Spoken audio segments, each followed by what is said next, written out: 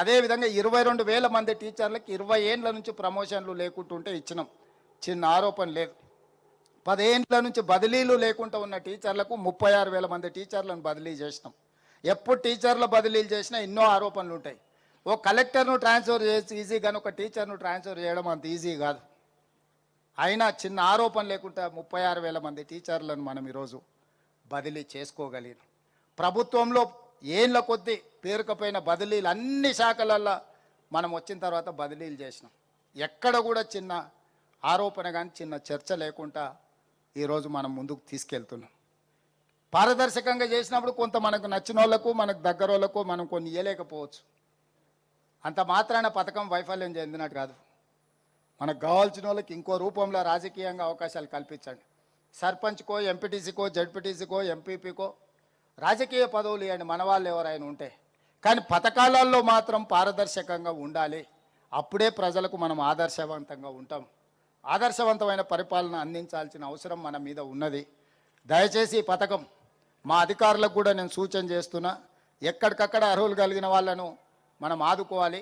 ఉద్యోగాలు ఇవ్వగలిగిన వాళ్ళకు ఉద్యోగాలు ఇద్దాం. ఉపాధి కల్పించాల్సిన వాళ్ళకు ఉపాధి కల్పిద్దాం.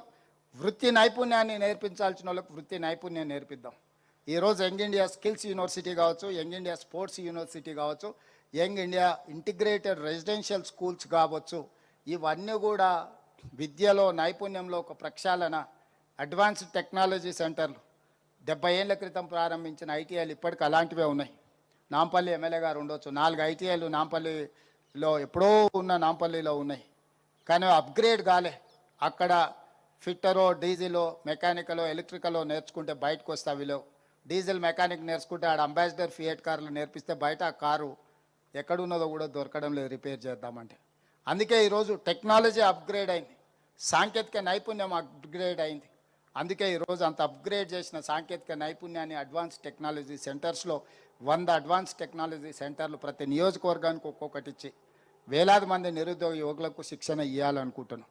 మరి అడ్వాన్స్ టెక్నాలజీ సెంటర్లలో శిక్షణ పొందిన వాళ్ళు ఉద్యోగం దొరకకపోతే స్వయం ఉపాధి వాళ్ళు సాధించుకోవడం కోసం ఈరోజు రాజు యువ వికాసం కింద 6,000 కోట్ల రూపాయలు వాళ్లకు మనం ఈరోజు నిధులను అందుబాటులోకి తీసుకొచ్చినాం.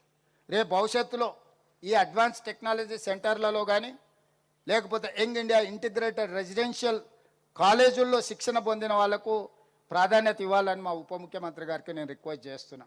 ఎందుకంటే మనం ఎవరినైతే స్కిల్ అప్గ్రేడ్ చేస్తున్నాం వాళ్ళకి శిక్షణ ఇచ్చినప్పుడు వాళ్ళు నేర్చుకున్న శిక్షణ సమాజానికి ఉపయోగపడాలి అని అంటే వాళ్ళకి లోన్ ఫెసిలిటీలో వాళ్ళకు కొంత ప్రయారిటీ ఇవ్వండి. ఐటీఐ చదువుకున్న వాళ్ళకి ప్రయారిటీ ఇవ్వండి. డ్రైవింగ్ లైసెన్స్ ఉండి ఏదైనా వెహికల్ నడుపుకోవడానికి ఉన్న వాళ్ళకి ప్రయారిటీ ఇవ్వండి. ఎలక్ట్రిక్ వెహికల్స్ కొనుక్కుంటే వాళ్ళకి ప్రయారిటీ ఇవ్వండి. పొల్యూషన్ కంట్రోల్ చేయడానికి అవసరమైన హైదరాబాద్ నగరంలో ముఖ్యంగా అక్బరుద్దీన్ ఓవైసీ గారు ఒక అంశాన్ని లేవనెత్తారు. మీరు స్కీమ్స్ ఇస్తున్నారు కానీ ముస్లిం మైనారిటీ పిల్లలకు వాళ్ళ పర్సంటేజ్ ప్రకారం మీరు వాళ్ళకి ఇవ్వడం లేదని. ఎస్, డెఫినెట్గా ఇండ్ల విషయంలో కానీ ఇలాంటి పథకాల విషయంలో కానీ డెఫినెట్గా అది మేము మైండ్లో పెట్టుకుంటాం. మైనారిటీస్కి కూడా సముచితమైన న్యాయం చేస్తామని చెప్పి నేను ఈ సందర్భంగా చెప్పదలుచుకున్నాను. ఈ పథకమే ఎస్సీ ఎస్టీ బీసీ మైనారిటీ ఈ సెక్షన్స్ని 100% వాళ్ళ అర్హత ప్రకారం వాళ్ళ పర్సంటేజ్ ప్రకారం వీలైనంత మేరకు అమలు చేయడానికి ప్రయత్నం చేస్తాం. ఇది మొదలు పెట్టినాం, పోను పోను ఇంకా పర్ఫెక్ట్గా ఎగ్జిక్యూట్ చేయడానికి ట్రై చేస్తాం. ఈ పథకాన్ని బాగా ఉపయోగించుకోవాలి. మా శాసనసభ్యులకు మండలాల వారీగా సమావేశాలు ఏర్పాటు చేయండి. మీకు కూడా ఒక గొప్ప అవకాశం, మిమ్మల్ని నమ్ముకొని ఉన్న వాళ్ళను మండలాలలో గుర్తించడానికి సహాయం చేయడానికి. మిమ్మల్ని కూడా మీరైతే ఎమ్మెల్యేలు అయినారు కానీ మాకేం చేయట్లేదని అడిగే వాళ్ళందరూ కూడా ఇది ఒక అవకాశం. వాళ్ళందరికీ కూడా కొంత పని నేర్పించండి, పని కల్పించండి. తద్వారా నియోజకవర్గాలలో ఉండే నిరుద్యోగ యువకులు, ఎందుకంటే ఈరోజు హైదరాబాద్లో కాదు చిన్న చిన్న ప్రాంతాలలో కూడా గంజాయి చాలా ఎక్కువైపోయింది, సింథటిక్ డ్రగ్స్ ఎక్కువైపోయినాయి, కొకేన్ ఎక్కువైపోయింది. ఇది తెలంగాణ సమాజాన్ని భయపెడుతుంది. తెలంగాణ వేగంగా పంజాబ్ వైపు ప్రయాణం చేస్తుంది. అసలు ఊహించలేనంత వేగంగా ఈ మాదక ద్రవ్యాలు అనేది తెలంగాణను ఆక్రమించుకుంటాయి.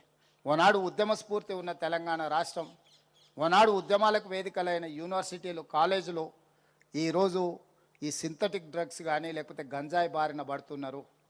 వాళ్ళు ముఖ్యంగా ఉద్యోగం లేక ఉపాధి లేక వీటి వైపు బానిసలు అవుతున్నారు. అందుకే ఈ అవకాశాన్ని సద్వినియోగం చేసుకొని తెలంగాణ $1 ట్రిలియన్ ఎకానమీకి చేరుకోవాలి అని అంటే దీన్ని వేగంగా ముందుకు తీసుకెళ్ళాలి. ఈ పథకాన్ని అద్భుతంగా వినియోగించుకుందామని తెలియజేస్తూ ఈ కార్యక్రమంలో పాల్గొని ప్రభుత్వ కార్యక్రమమైనా ప్రతిపక్షాలు కూడా పాల్గొనడం సంతోషాన్ని ఇచ్చింది. ఇది ప్రజల పథకం, ఇది పార్టీ పథకం కాదు, ఇది ప్రజల పథకం. మమ్మల్ని అభినందించడానికి విచ్చేసిన ఎంఐఎం సిపిఐ నాయకులకు కూడా మరొక్కసారి ధన్యవాదాలు తెలియజేస్తూ సెలవు తీసుకుంటున్నాం మిత్రులారా.